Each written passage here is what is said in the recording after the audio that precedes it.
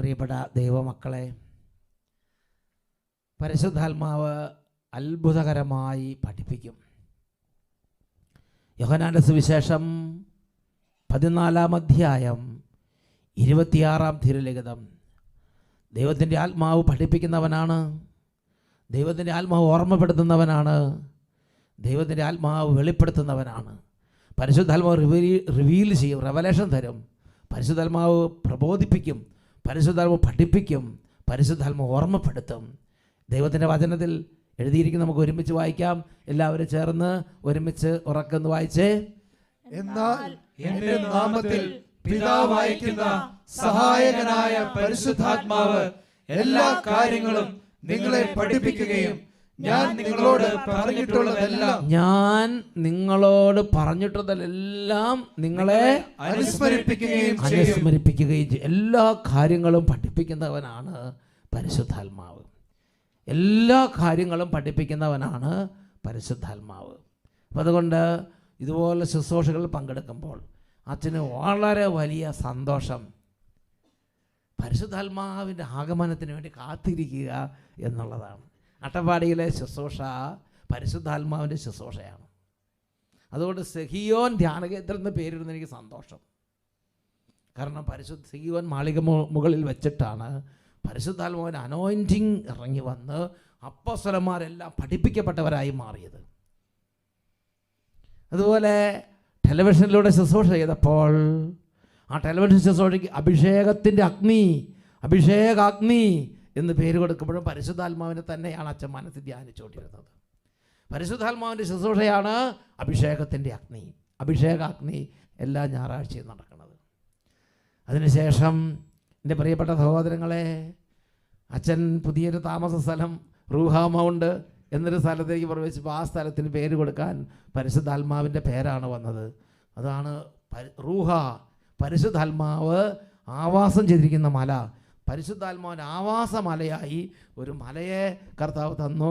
ആ മലയുടെ പേരാണ് റൂഹ മൗണ്ട്. അച്ഛനും അവിടെയാണ് താമസിക്കുന്നത്, റൂഹ മൗണ്ട്. അപ്പോൾ അതിനും പരിശുദ്ധാത്മാവിൻ്റെ പേരാണ് കൊടുത്തത്. അതിനുശേഷം പരിശുദ്ധാത്മാവ് ശക്തമായൊരു പ്രചോദനം തന്നു. ടെലിവിഷനിലൂടെ ഈ പാവപ്പെട്ട മനുഷ്യർക്ക് വേണ്ടി ഒരു ശുശ്രൂഷ ചെയ്യണം. അപ്പോൾ അതിൻ്റെ പേരാണ് ഹോളി സ്പിരിറ്റ് ഈവനിങ്. ഈ ഹോളി സ്പിരിറ്റ് ഈവനിങ് എന്ന് പറഞ്ഞാൽ എന്താ സഹോദരൻ? ഹോളി സ്പിരിറ്റ് ഈവനിങ് എന്ന് പറഞ്ഞാൽ പരിശുദ്ധാത്മാവിൻ്റെ ഒരു സായാഹ്നം. ചില ആളുകൾ ഇങ്ങനെ പറഞ്ഞു കേട്ടിട്ടില്ലേ, പരിശുദ്ധാത്മാവിനോട് കൂടെ ബ്രേക്ക്ഫാസ്റ്റ്, അല്ലേ? പരിശുദ്ധാത്മാവിനോട് ടേബിളിലിരിക്കുക, പരിശുദ്ധാത്മാവിനോട് കൂടെ ഒരു ഡിന്നർ. അതുപോലെ ഒരു പ്രത്യേക കാര്യമാണ് പരിശുദ്ധാത്മാവിനോട് കൂടെ ഒരു സായാഹ്നം.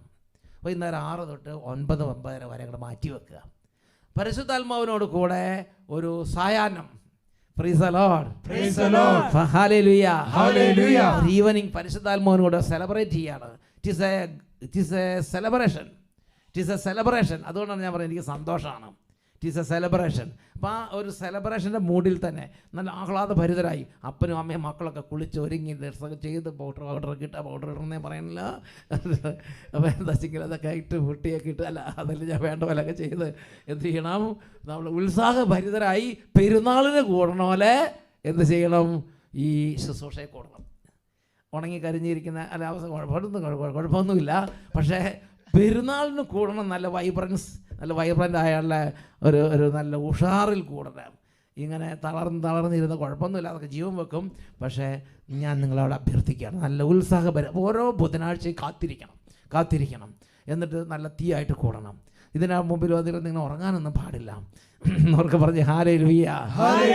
ഇവിടെ ഇരിക്കുന്നവർ ഉറങ്ങുന്നുണ്ടെന്നല്ല അതിൻ്റെ അർത്ഥം. വീട്ടിലിരിക്കുന്നവർ ഒന്ന് ശ്രദ്ധിക്കാൻ വേണ്ടി പറഞ്ഞതാണ്. എന്ന് വെച്ചാൽ പറഞ്ഞ് ഹല്ലേലൂയ.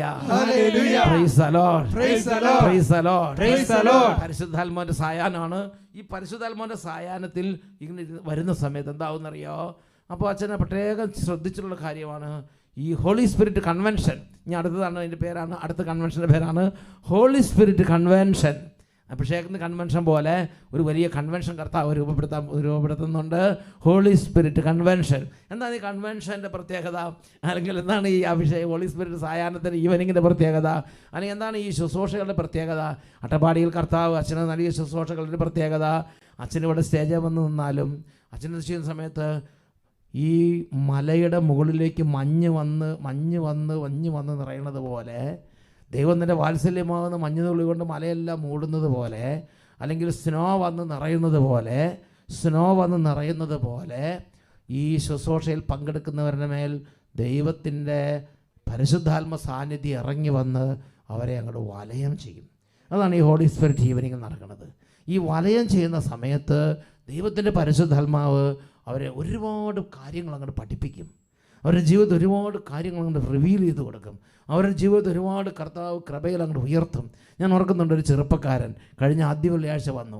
ആ ചെറുപ്പക്കാരൻ പറയുകയാണ്, ആ ചെറുപ്പക്കാരന് ബാല്യം മുതൽ, കൊച്ചുനാൾ മുതൽ ദൈവത്തോട് താല്പര്യമില്ല, പ്രാർത്ഥനയ്ക്ക് താല്പര്യമില്ല, ആത്മീയ കാര്യങ്ങളോട് വലിയ മമതയൊന്നുമില്ല, ഇല്ല എതിർപ്പൊന്നും പറയുന്നില്ലെങ്കിലും അതിനോട് വലിയ ടേസ്റ്റ് ഇല്ല. അദ്ദേഹം സെക്കുലറായിട്ട് പോവുകയാണ്. അങ്ങനെ പോകുന്ന സമയത്ത് അദ്ദേഹം ചെറുപ്പക്കാരനായി. അങ്ങനെ പോകുന്ന സമയത്ത് അദ്ദേഹത്തിൻ്റെ ഒരു കൂട്ടുകാരൻ ഈ അട്ടപ്പാടിക്ക് വരാൻ വേണ്ടി ആദ്യ വെള്ളിയാഴ്ച വരാൻ വേണ്ടി ഒരു സീറ്റ് ബുക്ക് ചെയ്തു. എന്നാൽ അദ്ദേഹത്തിന് ആ കൂട്ടുകാരന് വരാൻ പറ്റാത്തതുകൊണ്ട് ഈ സ്നേഹിതനെ, ഈ ചെറുപ്പക്കാരനെ ഈ ബസ്സിൽ ഈ അട്ടപ്പാടിക്ക് പറഞ്ഞയച്ചു. ചെറുപ്പക്കാരൻ അതിനകത്ത് എങ്ങനെയോ ബസ് കയറി ഈ അട്ടപ്പാടിയിലെത്തി. ആ ചെറുപ്പക്കാരൻ പറയുകയാണ്, ഇവിടെ വന്നപ്പോൾ ഒരു സ്തുതിപ്പാണ്, ഒരു അനോയിൻറ്റിങ്, ഒരു അഭിഷേക സ്തുതിപ്പാണ് നടക്കുകയാണ്. ആ സ്തുതിപ്പിൻ്റെ സമയത്ത് കയറിയപ്പോൾ ഇതാ മല മുഴുവനും മൂടൽ മഞ്ഞ് കൊണ്ട് മൂടുന്നത് പോലെ ദൈവത്തിൻ്റെ സാന്നിധ്യം വന്നങ്ങോട്ട് വലയം ചെയ്തു. ദൈവത്തിൻ്റെ തേജസ് വന്നങ്ങോട്ട് കവർ ചെയ്തു. അദ്ദേഹം പറയുകയാണ്, അദ്ദേഹത്തിൻ്റെ സ്വഭാവമാകെ മാറിപ്പോയി. ആ അനുഭവം നമുക്കൊന്ന് ശ്രദ്ധിക്കാം. കഴിഞ്ഞപ്പോൾ വിവാഹം നടന്നു. ഇതാ ജീവിത പങ്കാളിയായിട്ട് ഒരുമിച്ച് വന്ന് കർത്താവിനെ മഹത്വപ്പെടുത്തി. ഉച്ചത്തിൽ പറഞ്ഞ ഹല്ലേലൂയ, ഉറക്കെ പറ ഹല്ലേലൂയ, ഹല്ലേലൂയ. ആ മനുഷ്യൻ ചെറുപ്പം തൊട്ട് വിശ്വാസകാര്യങ്ങളിൽ ഇങ്ങനെയൊന്നുമില്ല. പള്ളി സന്ധ്യാപ്രാർത്ഥനയാണെന്ന് ഇദ്ദേഹം വിശദീകരിക്കുന്നില്ല. എന്തായാലും ഞാൻ മനസ്സിലാക്കുന്നത് ഇതിൽ നിന്നെല്ലാം പുറത്ത് ചാടി നടക്കുന്ന ഒരു വ്യക്തിയായിരുന്നു. നോക്കിയേ, ആ ദൈവത്തെ സ്തുതിക്കുന്ന, ദൈവത്തെ ആരാധിക്കുന്ന ആ ആദ്യ വെള്ളിയാഴ്ച സമൂഹത്തിലേക്ക് അവൻ കയറിയതേ ഉള്ളൂ. ഒരു ദൈവ സാന്നിധ്യം വന്ന് അങ്ങോട്ട് വലയം ചെയ്തു, അങ്ങോട്ട് കവർ ചെയ്തു. അങ്ങോട്ട് മലയെ സ്നോ വന്ന് പൊതിയുന്നത് പോലെ പരിശുദ്ധാത്മാവിൻ്റെ സാന്നിധ്യം ഇറങ്ങി വന്നു അങ്ങോട്ട് പൊതിഞ്ഞു. ഈ മനുഷ്യൻ അവിടെ നിന്ന് അദ്ദേഹം പറയാണ്, പിന്നെ പോരുന്നത് വരെ കണ്ണുനീർ, തുടർച്ചയായിട്ട് ഇങ്ങനെ കണ്ണുനീർ ഒഴുകിക്കൊണ്ടിരിക്കുക. കണ്ണുനീരിൽ കുതിർന്ന അങ്ങോട്ട് എന്തിനാ കരയണത്, എന്താ സംഭവിക്കണത്, ആരാ എന്താ ഒരു കാര്യവും മനസ്സിലാകണില്ല. വാവിട്ട് ഇങ്ങനെ കരഞ്ഞുകൊണ്ടേ ഇരിക്കുകയാണ്. അദ്ദേഹം പറയും, ഞാൻ അങ്ങനത്തെ ടൈപ്പൊന്നും അല്ലെന്നാണ് അദ്ദേഹം പറയുന്നത്.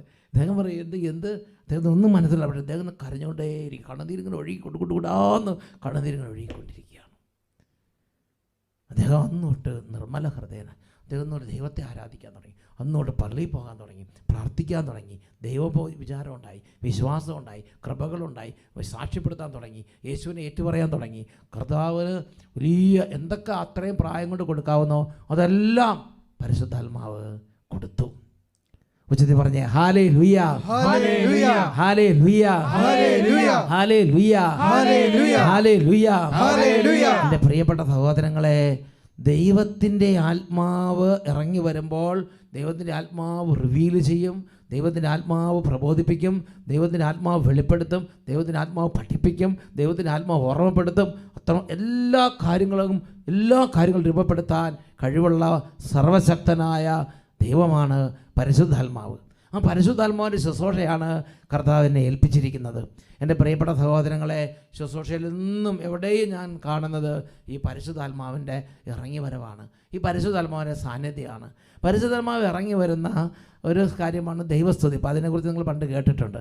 ഇന്ന് ഞാൻ അതിനെക്കുറിച്ച് ചിന്തിക്കുന്ന മറ്റൊരു കാര്യം, പരിശുദ്ധാത്മാവ് ഇറങ്ങി വരുന്ന സ്ഥലങ്ങൾ എവിടേക്കാണ്.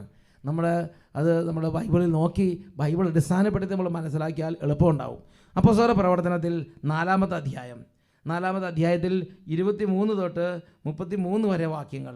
അപ്പോസ്തല പ്രവർത്തനം 4-ാം അധ്യായം 23 തൊട്ട് 31 വരെ വാക്യങ്ങൾ. അപ്പോൾ അവിടെ ഇങ്ങനെ പൗലോസ് അപ്പോസ്തലൻ, അതിപ്പോൾ കാണിക്കണ്ട, അവിടെ നിന്ന് എന്നൊക്കെ പറഞ്ഞ ഹാലേലുയ, ഹല്ലേലൂയ, ഹാലേലുയ, ഹല്ലേലൂയ. നമ്മുടെ സഹോദരങ്ങൾ കൂടെ ഇരുന്ന് സഹായിക്കുന്നുണ്ട്. അവർ നമ്മുടെ ടീമാണ്, അവർ നമ്മുടെ കൂടെ ഇരിപ്പുണ്ട്. ഇവിടെ നിങ്ങൾ വിചാരിക്കുന്ന 1-2 പേരൊന്നുമല്ല, കുറേ പോയാൽ ചുറ്റിനും നിൽപ്പുണ്ട്. ഇവിടെ പാട്ട് പാടുന്നവർ, സ്തുതിക്കുന്നവർ, ശുശ്രൂഷിക്കുന്നവർ, പ്രാർത്ഥിക്കുന്നവർ, മധ്യസ്ഥ അപേക്ഷിക്കുന്നവർ, camera team, online editing, live team, പിന്നെ സിസ്റ്റേഴ്സ്, വൈദിക വിദ്യാർത്ഥികൾ എന്ന് വേണ്ട ഒരു വലയം ചെയ്ത് നിൽക്കുകയാണ് ഇവിടെ.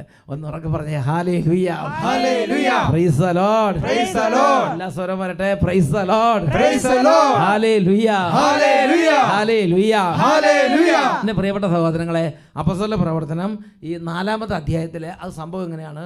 ഈ ഇവർ പീഡിപ്പിക്കപ്പെടുന്നു, ആദിമസഭയിൽ അപ്പോസ്തലന്മാർ പീഡിപ്പിക്കപ്പെടുന്നു, ജയിലിലാക്കപ്പെടുന്നു, റിലീസ് ചെയ്യപ്പെടുന്നു, അങ്ങനെ പല സംഭവങ്ങളും നടക്കുകയാണ്. എങ്ങനെ മനസ്സ് തളർത്തുന്ന പല സംഭവങ്ങളാണ്, മനസ്സ് വേദനിപ്പിക്കുന്ന പല സംഭവങ്ങളാണ്, ബുദ്ധിമുട്ടിക്കുന്ന പല സംഭവങ്ങളാണ് ചുറ്റും എല്ലാ ദിവസവും അരങ്ങേറിക്കൊണ്ടിരിക്കുന്നത്. ഭയപ്പെടുത്തുക, ഭീഷണിപ്പെടുത്തുക, അടിച്ചമർത്തുക, ഭയങ്കരമായി മർദ്ദിക്കുക, എല്ലാ സമയത്തും പലതും നെഗറ്റീവായ കാര്യങ്ങളാണ് കേൾക്കുന്നത്. അപ്പോൾ ഈ വിശ്വാസികൾ ഒരുമിച്ച് കൂടി, അവർ ഒരുമിച്ച് കൂടി ധൈര്യത്തിന് വേണ്ടി പ്രാർത്ഥിക്കുന്ന ഭാഗമാണ് അപ്പോസ്തല പ്രവർത്തനം 4-ാം അധ്യായം 23 മുതലുള്ള വാക്യങ്ങൾ. അവരങ്ങനെ ഒന്നിച്ച് പ്രാർത്ഥിക്കുകയാണ്. അത് ശ്രദ്ധിച്ചു നോക്കിക്കേ, എന്താ അവിടെ വായിക്കുന്നത്? 23 തൊട്ടുള്ള വാക്യങ്ങൾ എടുക്കാം, വായിച്ചു നോക്കിക്കേ. മോചിതരായ അവർ സ്വസമൂഹത്തിലെത്തി. പുരോഹിത പ്രമുഖന്മാർ, ജനപ്രമാണികൾ പറഞ്ഞ കാര്യങ്ങൾ ഈ പ്രാർത്ഥിക്കാൻ ഒരുമിച്ച് കൂടിയിരുന്നവരെ അറിയിച്ചു. അത് കേട്ടപ്പോൾ അവർ ഏക മനസ്സോടെ ഉച്ചത്തിൽ ദൈവത്തോട് അപേക്ഷിച്ചു, നാഥ, ആകാശത്തിൻ്റെയും ഭൂമിയുടെയും സമുദ്രത്തിൻ്റെയും അവയിലുള്ള സകലത്തിൻ്റെയും സൃഷ്ടാവേ, ഞങ്ങളുടെ പിതാവേ, ഞങ്ങളുടെ അപ്പാ, അവിടുത്തെ ദാസനായ ദാവീദിൻ്റെ അധരത്തിലൂടെ പരിശുദ്ധാത്മാവ് മകന അവിടുന്ന് ഇപ്രകാരം അരുളി ചെയ്തിട്ടുണ്ടല്ലോ.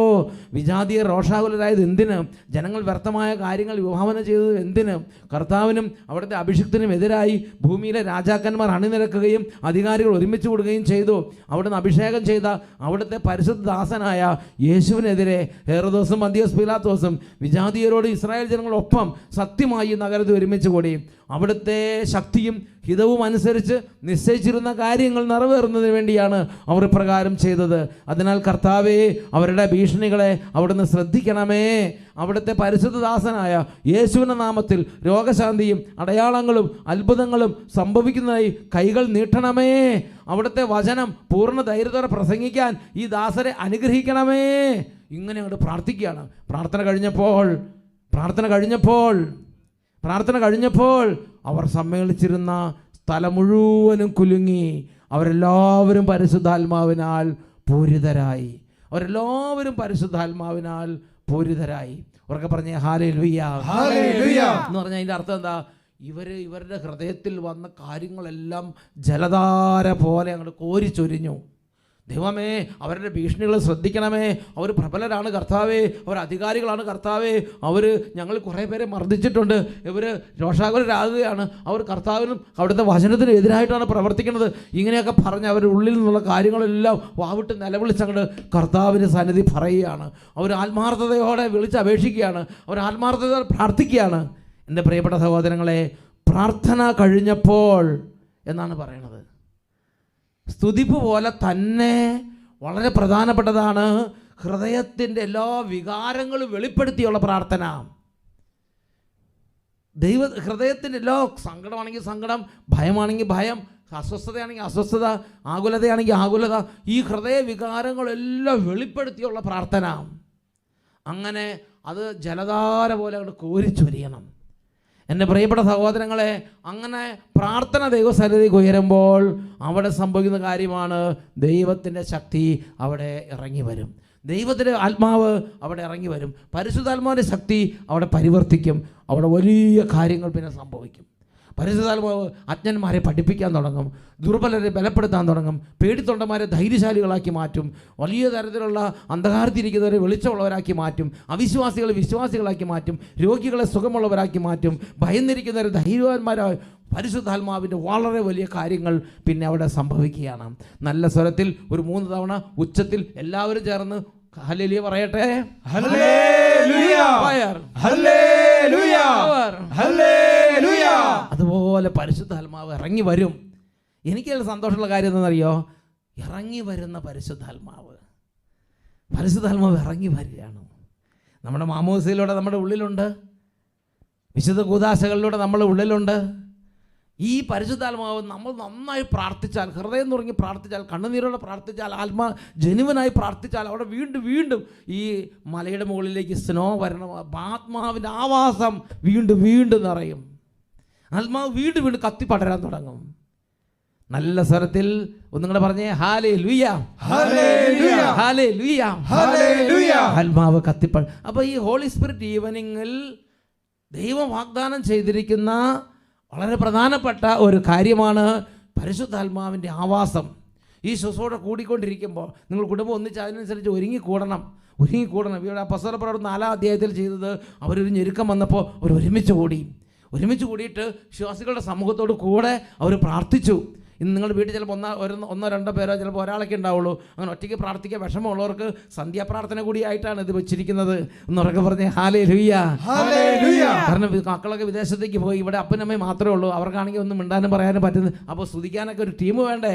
അതുകൊണ്ട് എൻ്റെ പ്രിയപ്പെട്ട സഹോദരങ്ങളെ, നിങ്ങൾക്ക് ഫ്രീ ആയിട്ട് കർത്താവ് നോക്കിക്കാൻ നിങ്ങൾക്ക് വേണ്ടി ശുശ്രൂഷ ഒരുക്കുന്നത് കണ്ട പറഞ്ഞേ hallelujah, hallelujah. Praise the Lord, praise the Lord, praise the Lord, praise the Lord. ചെറിയ കുട്ടികൾക്ക് പല കാര്യങ്ങളും പഠിപ്പിക്കാൻ പരിശുദ്ധം ആഗ്രഹിക്കുന്ന ചെറിയ കുട്ടികളെ പഠിപ്പിക്കുന്ന സ്ഥലമാണിത്. ഉച്ചത്തിൽ പറഞ്ഞേ ഹല്ലേലൂയ, ഹല്ലേലൂയ. ഇനിയിപ്പോൾ ഒരാൾക്ക് രോഗമാണെന്ന് വിചാരിക്കുക, രോഗമാണ്, ക്ഷീണമാണ്, രക്ഷയില്ല, തരിപ്പണമായി, ഡോക്ടർമാർ ഉപേക്ഷിച്ചു. ആരോഗ്യയെ ഇങ്ങനെയുള്ള ശുശ്രൂഷ നടക്കുമ്പോൾ ഈ ശുശ്രൂഷ കൂട്ടായ്മ എന്ന് പറഞ്ഞാൽ അവരവരുടെ വീടുകളിൽ ഒരുമിച്ചിരുത്ത് ഈ വചനം കേൾപ്പിച്ച് എല്ലാവരും കൂടെ കൂടി വിശ്വാസത്തോടെ സ്തുതിക്കണം. ഞാൻ ഓർക്കുന്നുണ്ട്, കാല് മുഴുവൻ പൊള്ളിപ്പോയി. അങ്ങനെ വലിയ തരത്തിലുള്ള ഒരു പ്രത്യേക ഒരു പാടൊക്കെ വന്ന് ഇങ്ങനെ വിഷമിച്ച ഒരു കുടുംബം അവരെന്ത് ചെയ്തു, ഇതുപോലൊരു ശുശ്രൂഷയുടെ സമയത്ത് കർത്താവിൻ്റെ നാമത്തെ ആവേശത്തോടെ വന്നു. അവർ കരഞ്ഞു, അവർ സ്തുതിച്ചു, അവർ വിളിച്ചു, അവർ പ്രാർത്ഥിച്ചു. ദൈവത്തിൻ്റെ ഒരു അത്ഭുതം അവർ സാക്ഷ്യപ്പെടുത്തിയത് ഞാൻ വടുതല ചെന്നപ്പോൾ കേട്ടു. അത് നിങ്ങളുടെ ശ്രദ്ധയിലേക്ക് ഒന്ന് പെടുത്തുകയാണ്. നമുക്കൊന്ന് ശ്രദ്ധിച്ചു നോക്കാം. വേണ്ടിയാണ് ഞാനിവിടെ സാക്ഷ്യം പറയണത്. ഞങ്ങൾ പിഴല ഇടവകയിൽ നിന്ന് വരുന്നു. എൻ്റെ മകൾക്ക് 2020 ഒരു പനി വന്നതാണ്. എറണാകുളം ഒരു പ്രൈവറ്റ് ഹോസ്പിറ്റലിൽ ഇവളെ കൊണ്ട് 2 ദിവസത്തേക്ക് അഡ്മിറ്റ് ചെയ്തു. ക്ഷീണമൊക്കെ കാരണം ഡോക്ടർ പറഞ്ഞു 2 ദിവസത്തേക്ക് ഒന്ന് അഡ്മിറ്റ് ചെയ്തിട്ട് നമുക്ക് ടെസ്റ്റ് ചെയ്യാമെന്ന്. 2-ാം ദിവസം ആയപ്പോഴത്തേക്ക് ഇവൾക്ക് പനി കൂടി അവർ ആൻറ്റിബയോട്ടിക് ഇഞ്ചക്ഷൻ എടുത്തു. എടുത്തതിന് ശേഷം അവൾ പിറ്റേ ദിവസം തുടങ്ങി ചുമന്ന കളറാകാൻ തുടങ്ങി. അപ്പോൾ ചോദിച്ചപ്പോൾ പറഞ്ഞു ഇപ്പോഴത്തെ പനിയുടേതാണെന്ന് പറഞ്ഞു. പിന്നെ കൊച്ചിന് പനി കൂടുകയും കൊച്ചിൻ്റെ നില വഷളാകുകയും പിന്നെ കൊച്ചു പെട്ടെന്ന് കറുത്ത് പൊള്ളലേറ്റ പോലെ ശരീരം മുഴുവനും ഇങ്ങനെ ഒരു പോളം പോലെ വന്ന് നിറഞ്ഞ് ശരീരം മുഴുവനും കറുത്ത് പോള പോലെ വന്നിങ്ങനെ പൊട്ടി അങ്ങനത്തെ ഒരു അവസ്ഥയിലേക്ക് കർത്താവ്, അതായത് നോക്കിയേ, ഇത് ദൈവമേ, ഇത് ശരീരം മുഴുവൻ ഇങ്ങനെയായിരുന്നു അല്ലേ, കയ്യിലും ദൈവമേ. ഇത് മാറിയതിന് ശേഷമുള്ള ICU പുറത്തിറക്കിയപ്പോഴുള്ള ഫോട്ടോയാണ്. ഇത് ശരിക്കും പോള വന്ന് പൊട്ടിപ്പൊളിഞ്ഞിരിക്കണം, അതല്ല ഉണങ്ങി കഴിഞ്ഞതിന് ശേഷം ICU പുറത്തിറക്കിയപ്പോഴുള്ള ഫോട്ടോയാണിത്. ഇതുപോലെ കയ്യും കാലല്ല, ശരീരം മൊത്തം ഇങ്ങനെയായിരുന്നു അല്ലേ, പോളം പോലെ ഒരു സാധനം വന്നു. അത് അവര് സൂചി വെച്ച് പൊട്ടിച്ചതാണ്, സിറിഞ്ച് വെച്ച് പൊട്ടിച്ചത്. എന്നിട്ട് ഇവിടെ 5 ദിവസം അവിടെ കഴിച്ച് അവർ കുറയുമെന്ന് പറഞ്ഞ് മരുന്നൊക്കെ ചെയ്തെങ്കിലും കൊച്ചിൻ്റെ സ്ഥിതി വഷളായിക്കൊണ്ടിരുന്നു. അങ്ങനെ ഞങ്ങൾ എറണാകുളം മെഡിക്കൽ ട്രസ്റ്റ് ഹോസ്പിറ്റലിലേക്ക് ഇവിടെ മാറ്റി. അവിടെ ചെന്ന് കഴിഞ്ഞപ്പോഴേക്കും അവർ പറഞ്ഞു കൊച്ചിൻ്റെ സ്ഥിതി വളരെ മോശമാണ്, 90% അവൾ ഇങ്ങനെ പോയി, ഇനി കിട്ടുമെന്നൊരു 10% പോലും ഉറപ്പില്ല. ക്രിട്ടിക്കൽ സ്റ്റേജ് ആയി, കുട്ടിയുടെ സ്ഥിതി അതീവ വഷളായി, മോശമായി, ഇനി കിട്ടുമോ ഇല്ലയോ എന്ന് അറിയാൻ പാടില്ലാത്ത സ്ഥിതിയായി. അപ്പോൾ നിങ്ങൾക്ക് സാമ്പത്തികമായൊക്കെ എങ്ങനെയാണ്? 10 ലക്ഷം രൂപയെങ്കിലും വരും ഇതിനുള്ള ചിലവുകൾ. കിട്ടുമെന്നും ഒരു ഉറപ്പില്ല, മരുന്ന് ഫലിക്കുമെന്നും ഇനി ഉറപ്പില്ല, കാരണം പുറത്ത് കാണുന്ന പോലെ തന്നെ ഉള്ളുമായിക്കൊണ്ടിരിക്കണേന്ന് പറഞ്ഞു. ഉള്ളെല്ലാം പൊട്ടിപ്പൊളിഞ്ഞ് ഇങ്ങനെ പോളയായിട്ട് വന്ന് പൊട്ടി പോണത് പോലെ ഉള്ളിലും ഇങ്ങനെ ആന്തരിക വ്രണങ്ങളും ഉണ്ടായിക്കൊണ്ടിരിക്കുകയാണ്. ആ സമയത്താണ് ഇവിടെ 2020 ഇവിടെ ബഹുമാനപ്പെട്ട വട്ടായിൽ അച്ഛൻ്റെ ധ്യാനം നടക്കുന്നത്. 2020 Vaduthala Abhishekagni convention, Vaduthala Holy Spirit evening convention. അപ്പോൾ ഞങ്ങളുടെ ഒരു ചേച്ചിയും ചേട്ടനൊക്കെ ഇവിടെ ഉണ്ട്. അവരിവിടെ ഒന്ന് അച്ഛനെ കണ്ട് മധ്യസ്ഥ പ്രാർത്ഥനയിലെല്ലാം എഴുതിയിടുകയും അച്ഛനോട് പ്രത്യേകിച്ച് കൊച്ചിൻ്റെ പേര് പറഞ്ഞ് പ്രാർത്ഥിക്കുകയും ചെയ്തു. അപ്പോൾ അച്ഛനിവിടെ മെസ്സേജ് പറഞ്ഞു, ICUവിൽ കിടക്കുന്ന ഹെയ്സൽ മരിയയെ യേശു സുഖപ്പെടുത്തിക്കൊണ്ടിരിക്കണമെന്ന്. ഇവിടെ തന്നെ കർത്താവിൻ്റെ ഒരു മെസ്സേജ് ഉണ്ടായി. ഇതാ ഇവിടെ നമ്മൾ ധ്യാനം കൂടിക്കൊണ്ടിരിക്കുമ്പോൾ ICUവിലുള്ള മരിയ എന്ന കുട്ടി സൗഖ്യം പ്രാപിക്കുന്നുവെന്ന്, കർത്താവ് സുഖപ്പെടുത്തിക്കൊണ്ടിരിക്കുന്നുവെന്ന് ഒരു മെസ്സേജ് ഇവിടുന്ന് കർത്താവ് തന്നു.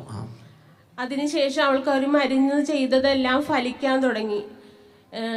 10 ലക്ഷം രൂപയോളം തന്നെ ചിലവായെങ്കിലും 10 ദിവസം കൊണ്ട് അവൾ ഐസൊലേഷൻ വാർഡിലാണ് ഇവളെ കിടത്തിയിരുന്നത്. ഇവർ പറഞ്ഞത് കുറേ നാൾ കിടക്കേണ്ടി വരുമെന്നാണ്. പക്ഷേ 10 ദിവസത്തിനുള്ളിൽ തന്നെ കൊച്ചി പെട്ടെന്ന് റിക്കവറി ആയി 10 ദിവസം കൊണ്ട് ICUന്ന് മുറിയിലേക്ക് മാറ്റി തന്നു. അതിന് അവർ പറഞ്ഞിരുന്നത് ഇറച്ചിയുടെ ഭാഗത്തിൽ ഇനി ആകുമെന്നാണ്. തൊലിയെല്ലാം പോയിട്ട് ഇറച്ചിയുടെ രൂപത്തിലാകുമെന്നാണ് പറഞ്ഞത്. ഇതിലും സ്ഥിതി ഗുരുതരമായിട്ടേ ആകും. പക്ഷെ അങ്ങനെയൊന്നും ആയില്ല. ഇവൾക്ക് മരുന്ന് ചെയ്യണനുസരിച്ച് ഇവളുടെ തൊലി പോണതനുസരിച്ച് തൊലി വേറെ അതിൻ്റെ ഉള്ളിൽ നിന്ന് വന്നുകൊണ്ടിരുന്നു. പുതിയ തൊലി വന്ന് കവർ ചെയ്ത് ശരീരം സാധാരണ പോലെയായി. എന്നിട്ട് ഇവിടെ റൂമിലേക്ക് മാറ്റി തന്ന് പെട്ടെന്ന് റെഡിയായി. ഞങ്ങൾ 1 മാസം കഴിഞ്ഞതിന് ശേഷം വീട്ടിലേക്ക്, ആ സമയത്താണ് കൊറോണ സ്റ്റാർട്ട് ചെയ്തത്. അപ്പോഴേക്കും ഞങ്ങൾ അവർ വീട്ടിൽ പോയിട്ട് ശ്രദ്ധിച്ചാൽ മതി എന്ന് പറഞ്ഞ് വീട്ടിലേക്ക് 1 മാസം. ഇതുവരെ കുഴപ്പമൊന്നും വന്നിട്ടില്ല. പിന്നെ ഒരുപാട് രക്ഷിച്ചു കേട്ടോ. ഇന്ന് കുട്ടിയുമായിട്ട് ഇവിടെ വന്നിരിക്കും. കുട്ടിയാണ് ആ കുട്ടി. അതേപോലെ കുട്ടി ശരിക്കും നല്ല ബുദ്ധിമുട്ടല്ലായിരുന്നോ? നീ 2 വാക്ക് പറയണോ? നീ പറഞ്ഞു അന്ന് എനിക്കിപ്പോ ഒരു കുഴപ്പവുമില്ല, കംപ്ലീറ്റ് ക്ലിയർ അല്ലേ? നീ ഹാപ്പി അല്ലേ? അതായത് അന്ന് ഇവിടെ വന്ന് ഈ ക്രിട്ടിക്കൽ സ്റ്റേജിൽ ഇവരുടെ ബന്ധുക്കൾ വന്നിട്ട് പറഞ്ഞു, എന്നിട്ട് ഈ ബക്കറ്റിൽ എഴുതിയിട്ടു. ഇതിവിടെ ഒരു ബക്കറ്റ് ഇരിപ്പുണ്ട് മുൻവശത്ത്. ചിലർക്ക് ബക്കറ്റ് കാണാൻ ഒരു താല്പര്യമില്ല അല്ലേ? എന്നാൽ അന്ന് ഇത്രയും ക്രിട്ടിക്കൽ സ്റ്റേജ് ആയിരുന്നപ്പോൾ അവർ വന്ന് ഈ ബക്കറ്റിൽ എഴുതിയെടുത്ത് ഇന്ന കുട്ടിക്ക് വിഷമമുണ്ട്, പ്രാർത്ഥിക്കണം. അച്ഛനെ കണ്ട് പറയുകയും ചെയ്തു. കർത്താവിനെ തന്നെ നിലവിളിച്ച് പ്രാർത്ഥിച്ചു. അന്ന് വൈകുന്നേരം അല്ലേ? അന്ന് വൈകുന്നേരം മെസ്സേജ് ഇവിടെ പറയാം. അച്ഛൻ പറഞ്ഞു, ഇവളുടെ പേര് ചൊല്ലി വിളിച്ചു പറഞ്ഞു ഇങ്ങനെ കുട്ടിയെ ICUവിൽ കിടക്കുന്ന കുട്ടിയെ സുഖപ്പെടുത്തിക്കൊണ്ടിരിക്കണമെന്ന്. അപ്പൊ എന്നെ ശരീരം റിക്കവർ ചെയ്യാൻ റെസ്പോണ്ട് ചെയ്യാൻ തുടങ്ങി, മെഡിസിൻ റെസ്പോണ്ട് ചെയ്യാൻ തുടങ്ങി, ചികിത്സ ഫലിക്കാൻ തുടങ്ങി. പെട്ടെന്ന് റിക്കവറായി. ആ ചേച്ചി ഞങ്ങളോട് പറഞ്ഞ് ഇങ്ങനെ ഇവിടെ അച്ഛൻ മെസ്സേജ് പറഞ്ഞ് നിങ്ങൾ ഉടനെ സാക്ഷ്യം പറയാന്നും കൂടെ നേരെന്ന്. പക്ഷെ ഞങ്ങൾക്ക് അട്ടപ്പാടിയിൽ വരാൻ ഇവളായിട്ട് സാധിച്ചിട്ടില്ല, കൊറോണയ്ക്ക് ആയിപ്പോയി. അതിന് പകരം കർത്താവ് 2024 ഇവിടെ വീണ്ടും ഒരു അഭിഷേകത്തിന് വെച്ച്, അത് ഇവരെ കർത്താവ് എത്രമാത്രം സ്നേഹിക്കുന്നു ചോദിക്കുക. ഇവർക്ക് അട്ടപ്പാടിക്ക് വരാൻ പറ്റണില്ല. അവർക്ക് പറഞ്ഞേ hallelujah, hallelujah, hallelujah, hallelujah, hallelujah, hallelujah, hallelujah, hallelujah. നോക്കി ആ കുടുംബം ഒരു ഞെരുക്കം വന്നു, ഒരു വേദന വന്നു. അപ്പോൾ എന്ത് ചെയ്തു? പ്രാർത്ഥിക്കുന്ന സമൂഹത്തിലേക്ക് വന്നു.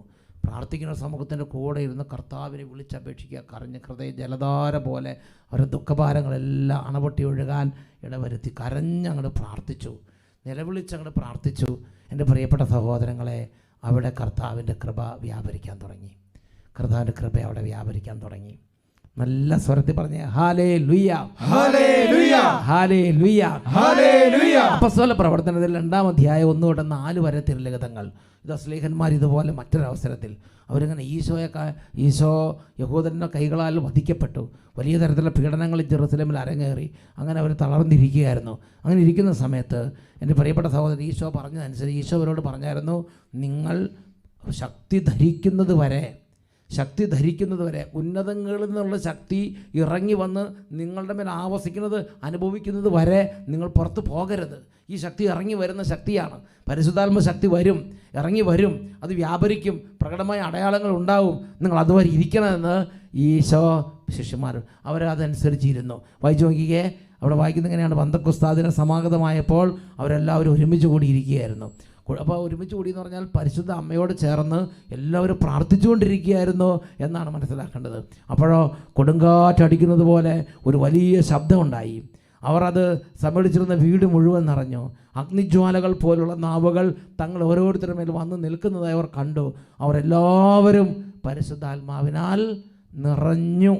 അവരെല്ലാവരും പരിശുദ്ധാത്മാവിനാൽ നിറഞ്ഞു എന്നാണ് പറയുന്നത്. എഴുന്നേറ്റിരുന്നേ, ഈ സമയം നമുക്ക് പ്രാർത്ഥിക്കാം. അതായത് നമ്മൾ ഏറ്റവും പ്രധാനമായി മനസ്സിലാക്കേണ്ടത്, ദൈവത്തിൻ്റെ ജനം ദൈവം പറഞ്ഞിരിക്കുന്ന അനുസരിച്ച് യേശുവിൻ്റെ നാമത്തിൽ ഒരുമിച്ച് കൂടി നന്നായിട്ട് പ്രാർത്ഥിക്കുമ്പോൾ, കരഞ്ഞ് പ്രാർത്ഥിക്കുമ്പോൾ, കൈ ഉയർത്തി പ്രാർത്ഥിക്കുമ്പോൾ, നിലവിളിച്ച് പ്രാർത്ഥിക്കുമ്പോൾ, വിളിച്ചപേക്ഷിക്കുമ്പോൾ ദൈവത്തിൻ്റെ അത്ഭുതകരമായ ചൈതന്യം, ദൈവത്തിൻ്റെ ശക്തി ഇറങ്ങി വന്ന് അവിടെ വലയം ചെയ്യും.